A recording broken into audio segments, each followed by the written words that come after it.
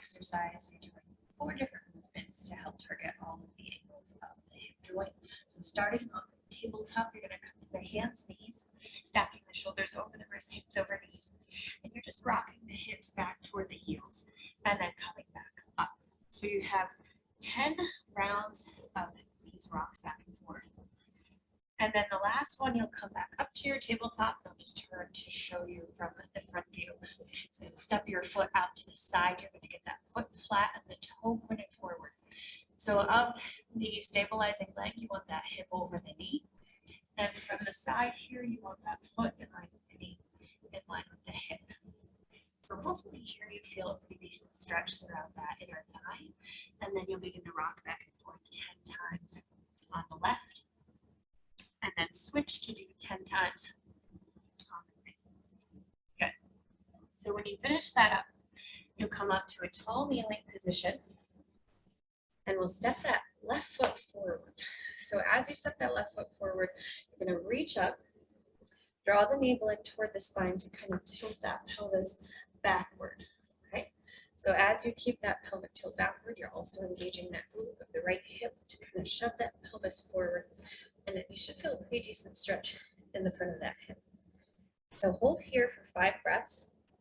And then to deepen this stretch into the psoas muscle a little bit more, you can heel toe that foot out to the side.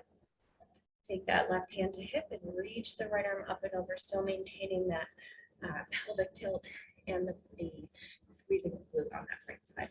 Again, holding here for 5 to 10 breaths. And then you'll return back up to the center, heel toe that foot back in, and then switch to the other side. So here, reach those arms up, navel to spine, and engaging that left glute muscle. Holding 5 breaths. Good. And then hands can come to hips for a moment, heel toe that foot up to the side. And then you're going to reach that left arm up and over, still keeping your pelvic tilt and that left glute squeezed. Hold this for 5 to 10 breaths. Good. And then you'll return it back to center. And then you can take that left foot out to the side. So we're kind of at a diagonal here. That knee is over the ankle. Keep the hands to hips, shoulders and hips are square forward. And then you can begin to glide that knee over the ankle and come back to the start position. So you have 10 times on the left, maybe deepening that stretch a little bit. You can get some ankle and calf mobility here by keeping the heel connected down to the ground as you lean out to the side. Good. And then when you finish those up, of course, we'll switch to the other side.